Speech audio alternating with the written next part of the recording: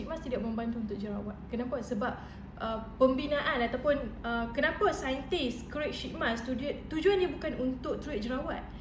Saintis create sheet mask, tujuan dia adalah untuk melembabkan kulit dengan cara dia boostkan kelembapan tu dengan sangat cepat ke dalam kulit. Itu tujuan utama dia. Tapi sekarang ni disebabkan orang kata apa, teknologi skincare dia macam-macam, bercampur banyak sangat ingredient. So orang pun macam berinovasi lah kepada asalnya sheet mask untuk melembabkan, dia letak ingredient yang bantu untuk treat or control masalah jerawat dalam sheet mask tu.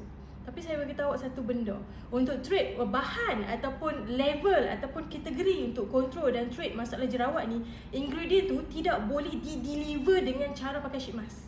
Kenapa? Bahan untuk treat dan kontrol jerawat ni selalunya dia ada potensi atau risiko kalau terlebih kita guna, kalau terlalu dalam dia masuk ke dalam kulit kita, kalau terlalu cepat kita restore masuk ke dalam kulit kita, dia berisiko buatkan kulit tu irritate dan breakout.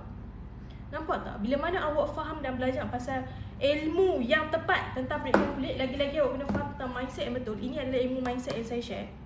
Kalau awak nak belajar lebih detail, dalam ni ada banyak gila, lagi-lagi awak ada masalah jerawat, tolonglah pergi Katam ni, dia punya modul utama pendidikan kulit, supaya awak tak senang kena game dengan brand-brand kat luar sana bila mana dia keluarkan produk baru. Kadang-kadang kenapa saya cakap benda ni, sebab dia macam ni. Orang dia selalu fikir macam ni, bila dia tengok benda baru, benda yang dia tak pernah tengok, dia akan beli satu dan dia akan sangat nak try. Kenapa dia nak try? Sebab dia fikir dengan aku buat benda yang aku tak pernah tengok ni, mungkin benda tu berkesan. Mungkin yang ni kot yang akan bagi kesan. Betul tak? Fikir benda tu tak salah, tapi kan kena tahu benda yang betul, asas yang betul, yang menyumbangkan kesan kepada kulit kita. So kalau awak ada masalah jerawat and breakout on off, silih berganti dan benda tu bertahun-tahun asyik berlaku, cuba awak cek balik apa sebenarnya masalah awak. Saya bagi tahu awak sekarang masalah awak apa? Masalah awak tak ada asas utama yang kukuh, memahami basic knowledge pasal pendidikan kulit.